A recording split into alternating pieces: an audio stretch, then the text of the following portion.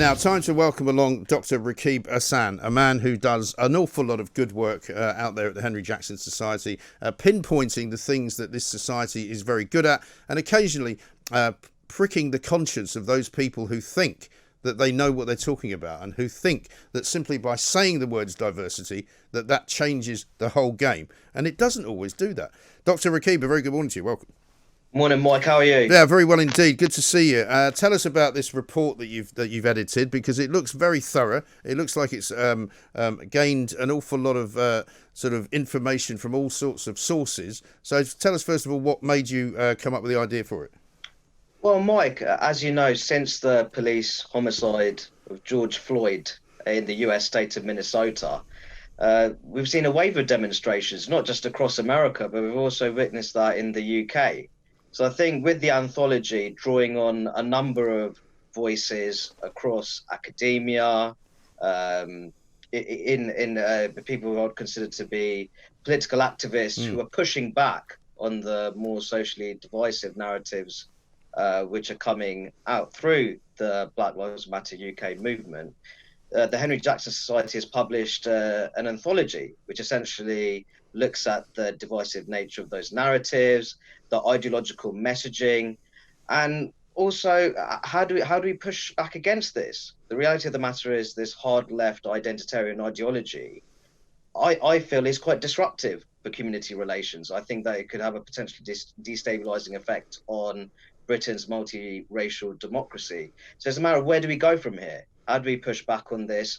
And when we're talking about particular communities, how can we facilitate social progress and economic empowerment within those communities? Because I think it's key to move the debate forward. Yes, I think so. Because when the original kind of aftermath, the first aftermath, I guess, after the murder of George Floyd by the police in Minnesota, there was a kind of knee-jerk reaction, it seemed to me. And I think a lot of very well-meaning people got caught up in what can only be described as a sort of radical anarchistic movement, which they thought represented change for the good. But a lot of people then realised later maybe just didn't represent change for the good. It just represented change for change's sake. Well, I think that much of the problem with the Black Lives Matter UK movement is that many people jumped on the bandwagon, didn't they? Including the Premier League. I always found it very interesting that capitalist enterprise such as the Premier League would express support with a movement which is clearly expressed as anti-capitalist sentiment, is looking to dismantle the. And also, isn't it interesting, Rakib, that they've now moved away from that today? Well, I think no room for racism is a far more inclusive message, isn't it? Of course. I think irrespective of who's suffering the racism, it has no place in British football. Right. I think that's a far more inclusive message. I think ultimately when it comes to challenging forms of racism, bigotry and discrimination, you need to build coalitions, Mike. I think that's the truth. You need to build support across different ethnic, racial and religious groups living in the UK. It's ultimately about prioritising national inclusivity over group-specific interests. Yes, because in the end, if you only do group-specific interests as a general policy, then all you're doing really is continuing discrimination in a different form. Well, Mike, I've discussed this before. So when people talk about positive discrimination, for example, for certain roles in the labour market, there's no such thing as positive discrimination. Discrimination is negative, full stop. And, you know, when we're looking more broadly at debates surrounding race, for example, the introduction of quotas for racial quotas for boardrooms, I think things like that, they'd almost undermine the authority of successful, high-achieving non-white people living in the UK. It'll create social resentment. People may be thinking that, oh, you're only there in that position because you're just there to fill the numbers. So I think we really need to be careful here. I think the emphasis should be on equality of opportunity, not equality of outcomes.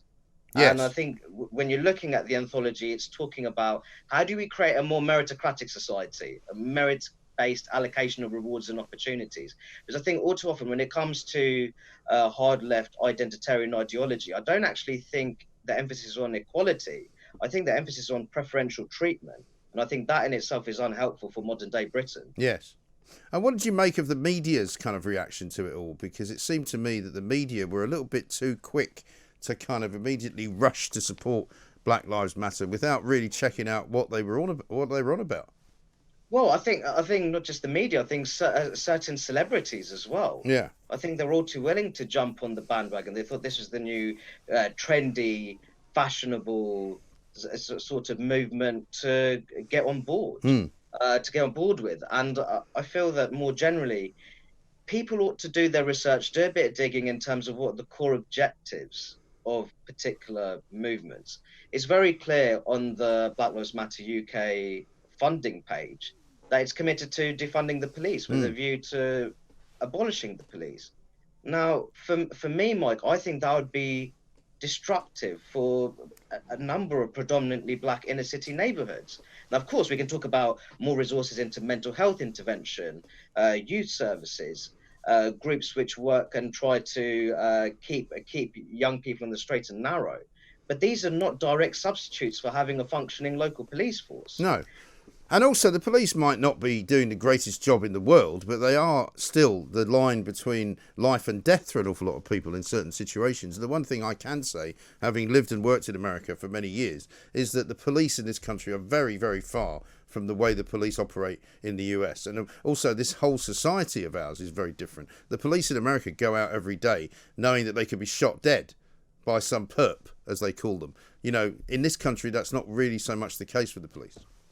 Well, Mike, the reality of the matter is that the American cultural environment is very different to the British cultural environment. Yeah. Some of the reasons you've discussed. And I feel for me, one of the biggest problems is that hard left activists based in the UK, they're developing their connections with their ideological counterparts in the US. Mm. They're looking to share on their grievances, those narratives which touch upon law enforcement. And I think what you see there, then you have the bizarre incident where you have hard left British activists chanting "Don't shoot" at British police officers. Yeah. And I think that's where you see this bizarre importation of cultural politics from the US, and when it's applied in the British context, it sounds ridiculous, Mike. That's the truth. And also, do you also not think, Rakib, that the visions that we've been seeing of the fires and the torching of many major American cities has also had an effect on people who have gone, well, maybe these are not the sort of people we should actually be supporting, because these are anarchists, no question. They're damaging the infrastructure of the United States of America, and we shouldn't really have any part of that. Mike, the reality of the matter is that across America, there's been black-owned businesses which have been destroyed during this period of civil unrest.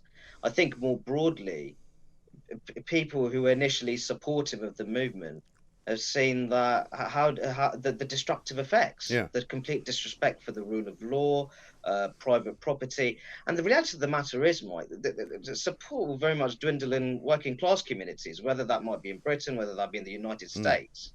The one thing about these particular communities, they take a great deal of pride in their private possessions. Wherever they have, they've worked very hard to have those things, and they have respect for the rule of law. And they also, as I was saying, they rely on a functioning police force to keep their neighbourhood safe and to reduce levels of crime and delinquency. So ultimately, these movements, I think they are hugely problematic, and I think a growing number of people are realising that. I mean, we did an interview with a guy called Gary McFarlane, who's one of the sort of founding members of Black Lives Matter, and I asked him, at what point do you stop the marching, and at what point do you say you've achieved what it is that you want to achieve? And he couldn't answer the question because he didn't really have an aim. There was really no aim. And when I said to him, what about this defunding of the police? He basically said, well, of course, we won't need to worry about the drug gangs if there are no police, because what will happen then is that major companies will start up and distribute the illegal drugs legally. And so I'm like, so you're an anarchist who's against capitalism, but you want big companies to actually control the drug trade? Yes, he said. And it was all, but the message was very mixed up. Well, Mike, I've said it many times before. I think hard left movements in the UK, they often come across as directionless. They're not very goal oriented, and quite honest, they don't keep very focused on the bread and butter at all. Now, I think if you're talking about, matters of race in the UK affecting more broadly the British black population, I'd talk about things like labour market discrimination. Mm. I would also talk about how can we find ways to develop bonds of trust and respect between, especially British-born Black people and their public institutions, Yeah. their democratic institutions. Um, I think it's very interesting that there's a number of issues surrounding maternity support for British Black mothers as well. These are bread and butter issues, Mike, but all too often, it's very interesting. Black Lives Matter UK on its official Twitter account, it once tweeted an entire thread on the Israeli-Palestinian Yes, I conflict, remember that. and I'm not sure how many Black lives that's affecting in the UK, Mike, Right. if truth be told. So I think all too often they come across as distracted and directionless, and I think that that's a problem. Yes, and I don't know whether you saw a story last weekend at which it was suggested that the people who organise Black Lives Matter in the UK are thinking of actually forming themselves into a proper bona fide political party, which I think would be the end of them, because all they would then become would be a sort of curiosity, small party, lost the deposit in almost every place they'd go. I think that, I mean, I'd welcome it, to be honest, because I'm all about democracy. And if you want to try and do something to change the world, then get yourself elected to Parliament and start making laws to do that. But I don't think they would find that they'd have any kind of meaningful voting backing by the people of this country. Well, I think that if there was an organisation that is so focused on prioritising group-specific interests, I think they would fail at the ballot box. Yeah. That's me being completely honest. I agree. I think a diversity of opinion is welcome in a liberal democracy such as ours. The problem I find is that all too often people who are supportive of the BLM movement, they're not really interested in diversity of opinion. They're certainly not interested in hearing more conservative-leaning opinions within British Black communities. Right. And all too often when people express those kind of views, or they talk about, for example, the level of family breakdown within British Black communities, how that's stalling social progress, how that's problematic in terms of cultivating a culture of responsibility within particular communities. Yeah. They can expect all sorts of racially motivated insults, whether that's Uncle Tom, race traitor is a commonly used one as well. So yes, diversity of opinion is fine, but equally, let's not be a hypocrite about it either. If people are expressing a perfectly legitimate view, you can robustly disagree with that view. But I think when you start bringing in racially motivated insults, I think that has no place in our democratic society. No, quite. And as you've often said, Rakib, it's simply too easy to categorise all Black lives as being the same. You've been very good on this in terms of making out that there are different communities of Black and ethnic minority individuals in this country, and they don't all think as one. They're not monolithic in their beliefs about politics, in their beliefs about society, in their beliefs about socialism. Nothing really. Oh, Mike, I couldn't agree more. And I think that's a problem because what Black Lives Matter UK, from what I've seen in my view, they're looking to cultivate a shared Black resistance. So it's not in their interest to identify those variations within the broader British Black population. As we've discussed before, when compared to people of Black Caribbean origin, pupils of Black African origin, they're performing much better at school. More broadly, they're more satisfied with the way the British democratic system works. They're more trusting of democratic institutions. And they're also more likely to have trust in their local police force. So there's very clear differences between people of Black Caribbean origin and people of Black African origin. However, hard left movements, they're ultimately interested in creating a shared Black resistance, ultimately framing the UK on a white versus BAME basis. So they're not interested, and they'll try their best to mask over those very important differences between British Black communities. And would it be your kind of conclusion after this report, which I'm going to ask you about where we can get it from in a minute, would it be your conclusion that the sort of the mainstream, if you like, people who've supported Black Lives Matter through the summer, the kind of people that would go on marches with them, have kind of left them behind now and just left them to it? Well, I think that enthusiasm in terms of supporting the movement has dampened somewhat. I think, unfortunately, Sir Keir Starmer, he got himself in a right tangle. He really did. And as I say, it's always important when there's emerging movements, you approach them with caution, or at least you do some sort of research in terms of what their core aims and objectives are Yeah. before you provide them with your personal support. I just think going into the future, though, while we can criticize the BLM movement, I think it's also important to we need to provide solutions, and we need to provide compelling narratives which neutralize the threat of hard left ideology in the UK. Yes, I think a very good place to end it there. Dr. Rakib Ehsan. Where can people get hold of this report if they want to get it? They can get off the Henry Jackson Society website. They can also visit my Twitter account as well. I've been publicising the report a great deal, and I'll be pushing out again shortly on Twitter. Great stuff. We'll be retweeting that as well. Dr. Rakib Ehsan from the Henry Jackson Society. Thank you very much indeed.